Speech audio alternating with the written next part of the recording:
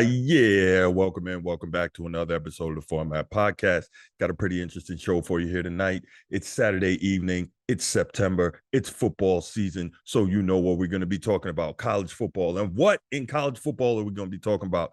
Of course, the biggest story in college football this season, and that is Deion Sanders, Shadeur Sanders, those Colorado Buffaloes. Man, woo! We're going to talk about it. But before we get to that, you know what time it is. If you're here on YouTube and you haven't already, please go ahead, click that subscribe, that like, and that notification bell. The channel is continuing to grow, but we need your help to make it grow some more. So go ahead, do that, subscribe. We really appreciate it. If you enjoy the content, give us that 5-star review. If you want the audio-only version of the podcast, open up your audio podcast platform, search the Format Podcast. We should come right up. Go ahead and subscribe right there. If you know other people who love sports talk, might want to hear a different voice than what they normally hear, go ahead, tell them about the show, share it. Helps us find more sports fans, helps more sports fans find us. Now let's get right to it. Okay, biggest story in college football this year. We know what it is. It is Coach Primetime Deion Sanders, who left Jackson State, historically black college and university, after leading them to 2 straight SWAC championships and making the big jump to the Power 5 conference of the Pac-12 in its final season.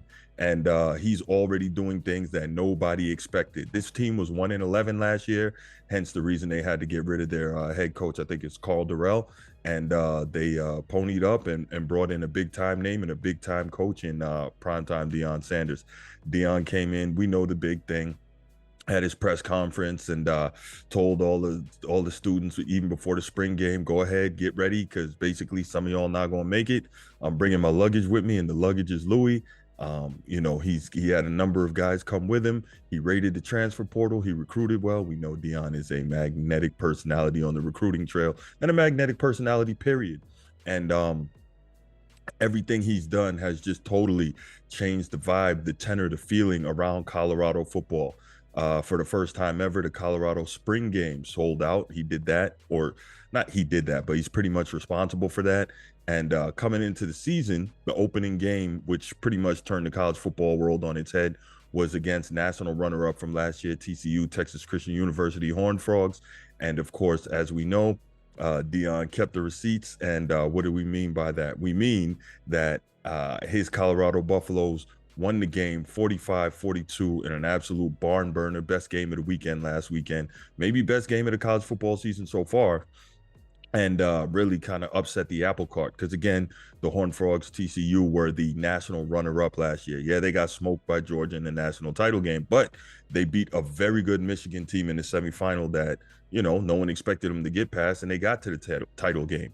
They weren't even picked to win the Big 12 conference last year, but they did tremendous things and got there. But yeah, the Colorado Buffaloes upset them, tremendous game. And then the Buffaloes came out today and they beat the Nebraska Cornhuskers. Oh, wow.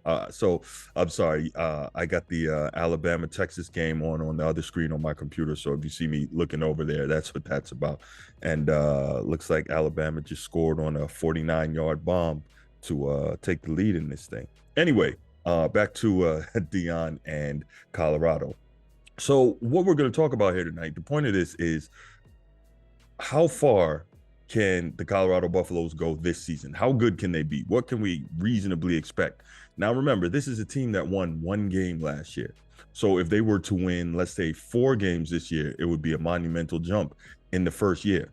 But the thing is this, Deion Sanders, he clearly doesn't work that way. He clearly expects a lot more from his program.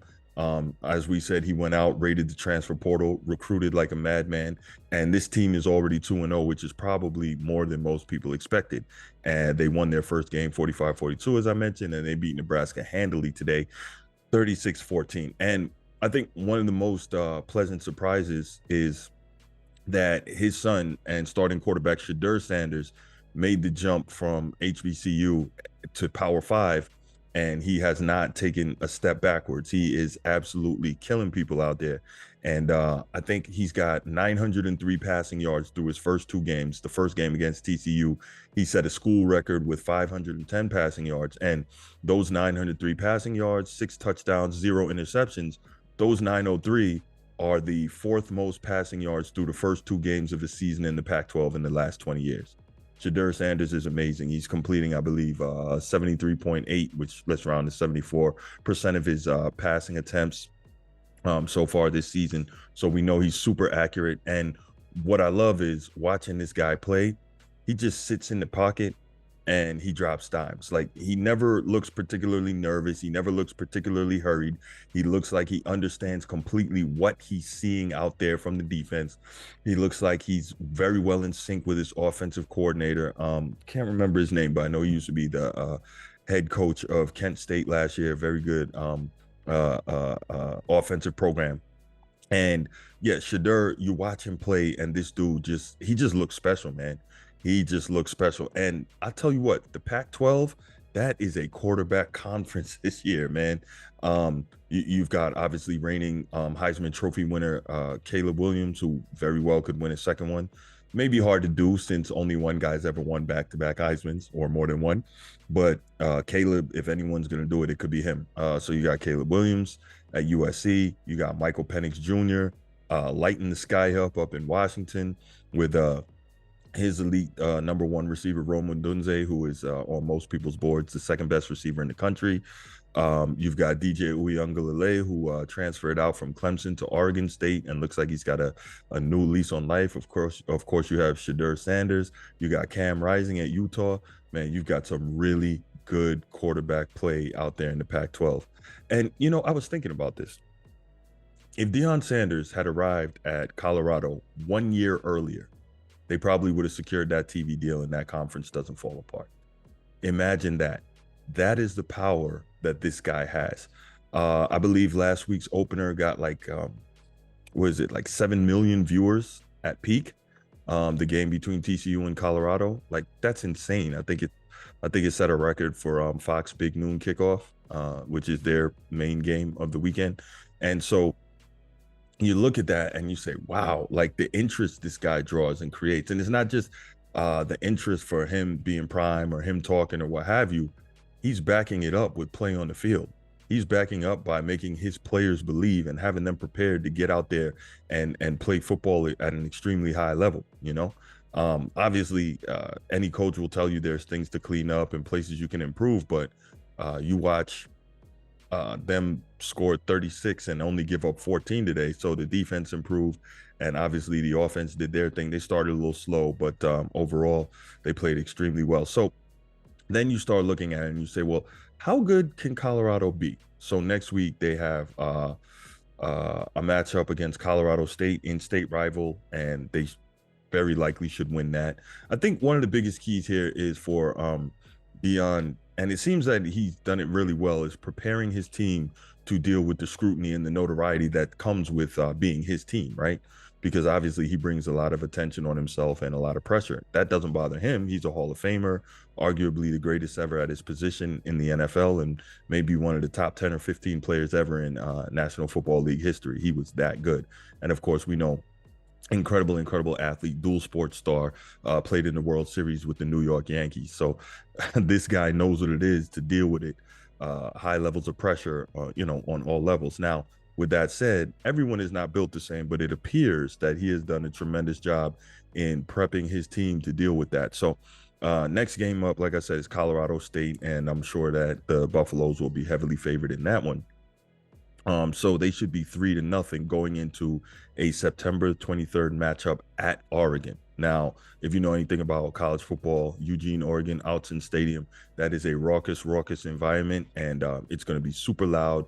It's going to be crazy. Oh, man, when I was mentioning the Pac-12 quarterbacks earlier, I didn't mention Oregon's quarterback, Bo Nix, who is another one of the best quarterbacks in college football this year and was one of the best quarterbacks in college football last year. So that's going to be probably a shootout right there, Oregon and Colorado.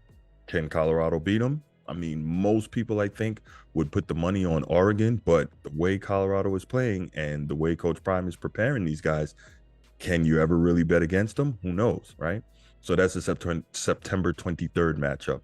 Then the following week, you got another elite one. They are going to be playing USC, right? They're going to be hosting USC. That's going to be tremendous. And that may be the quarterback matchup of the year. Shadeur Sanders versus Caleb Williams. That's going to be absolutely incredible. Should be a barn burner. I'm pretty sure either College Game Day or Fox Big Noon kickoff.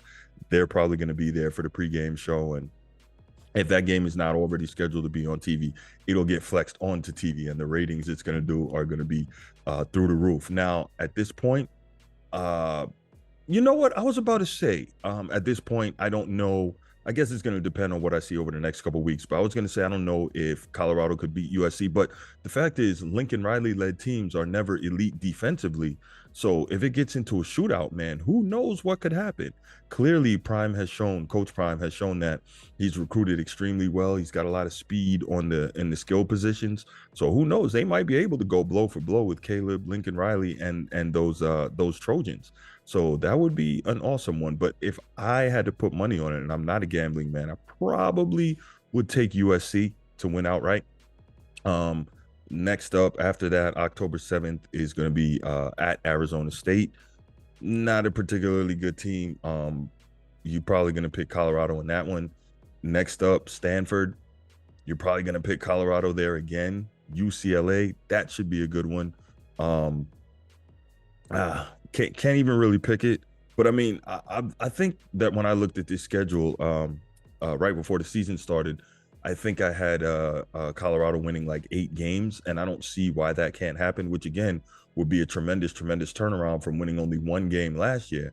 And then think about the momentum that creates heading into the Big 12 next season, right? And remember, on the last podcast I did with my guy Ryan Langford, the Format Podcast official college football analyst, I said it, and I'm going to say it again here. The Colorado Buffaloes will win the Big 12 next year, especially with Oklahoma and Texas departing. Oh, there we go. Texas with the strike. Touchdown. Especially with Texas and Oklahoma departing for the SEC. That leaves that conference wide open.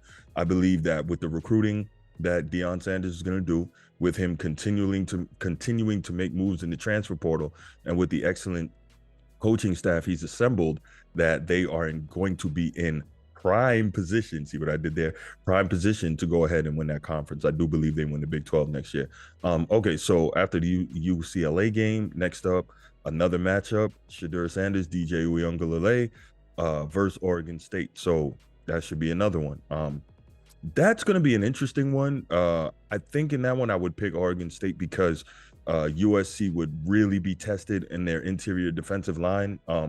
Oregon State loves to pound the football. They run it extremely well. But again, we'll see by then kind of where the Buffaloes are in terms of health, and then what type of adjustments they'll be able to make. But Oregon State runs football really well. Next up, Arizona. I think Colorado beats them. Washington State, I think Colorado beats them.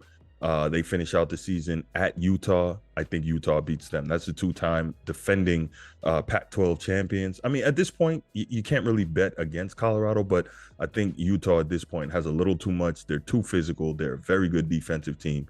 And I don't know if Deion has yet built the team the way he wants it to be in the trenches, offensive, defensive line. And I think Utah would have the advantage there. And so I think Utah would get them. So looking at it, Colorado's already 2-0, and I think they'll be 3-0 going into Oregon. I think they have a very good chance to beat Oregon. So I'll pick them there. I'll pick them to be 4-0 going into USC. No. So I think they lose to Oregon, and then I think they beat USC. So that has them 4-1 after the first 5 weeks of the season. They beat Arizona State. That's 5-1. Beat Stanford 6-1. Lose to UCLA. I'll have them losing to UCLA 6-2. Oregon State, lose to Oregon State because of the way Oregon State can run the ball, 6-3.